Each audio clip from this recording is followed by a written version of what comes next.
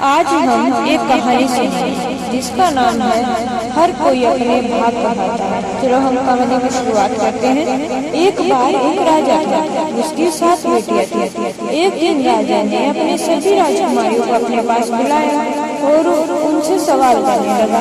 राजा ने सबसे पहले अपनी बड़ी बेटी से पूछा, बेटी बताओ तुम किसके भाग का खाती हो?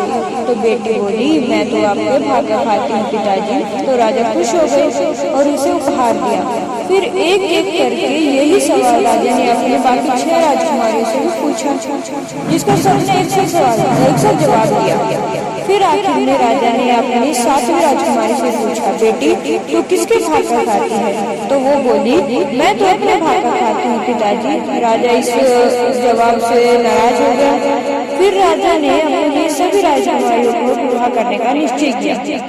बड़ी 6 राजकुमारी के लिए तो बड़े बड़े राज्यों के राजकुमारों के साथ उनका विवाह किया और सबसे छोटी राजकुमारी का विवाह एक अकल गरीब के साथ कर दिया जो जंगल में रहता था। वह जंगल में रहने लगी और लकड़ियां बेचकर पैसे कमाने लगी। एक दिन जंगल में उसे चंदन का पेड़ मिला, जिसे बेचकर उसने पैसे कमा लिए। फिर धीरे धीरे करके उसने धन इकट्ठा किया और कारोबार शुरू कर दिया। उसने अपने पति का इलाज करवाया, जिससे वह स्वस्थ हो गया। वे खुशी से रहने लगे। राजकुमारी के जो पिता थे, उनके सौदागर ऊंट पर सामान बेचने के लिए गांव आते तो राजकुमारी उनका सारा सामान खरीद लेती।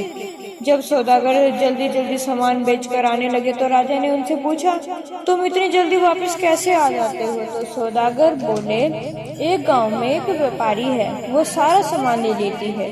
तो राजा बोला, ऐसी कौन है जो मेरा सारा सामान खरीद लेती है? उससे तुम मिलना चाहिए। तब सौदागर राजकुमारी के पास गया और बोले, हमारे राजा आपसे मिलना चाहते हैं। तो राजकुमारी मान गई और राजा को भोग पर आमंत्रण दिया। राजा बुलाने पर आया और मुलाकात के समय राजकुमारी ने अपना चेहरा घूंघट से ढके रखा। बाद में जब सभी खाना खाने लगे तो राजकुमारी ने सभी को तो खाना परोसा, पर राजा को सोना चांदी परोसी। इस पर राजा हैरान हो गया और बोला, ये मैं कैसे खा सकता हूँ? तब राजकुमारी ने अपना घूंघट उठाया और कहा, देखा पिताजी, हर कोई अपने भाग का ही खाता है, कोई किसी के भाग का नहीं खाता।